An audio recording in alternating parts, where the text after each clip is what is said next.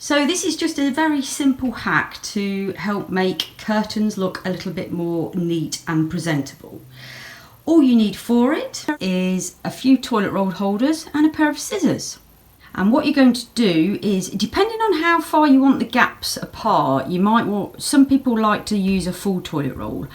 I'm going to try with a full one just to see how that works, but I think I might have to reduce them down in size a little bit. So let's just try with a full one and see how we go. So all you've got to do is take the toilet roll holder and just cut it across.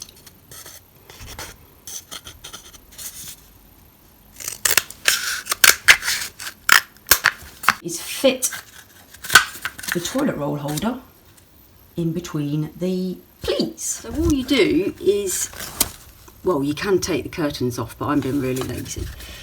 I've cut that, and then you just hook it round.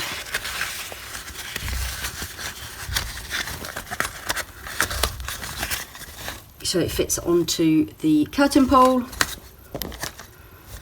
And hey presto. There's your first two. So that's the first side done, the first 5.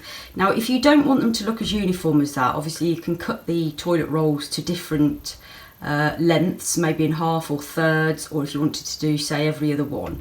But to start with, I'm going to do the same for each one just to see how they all look. So there we go, that's them all done.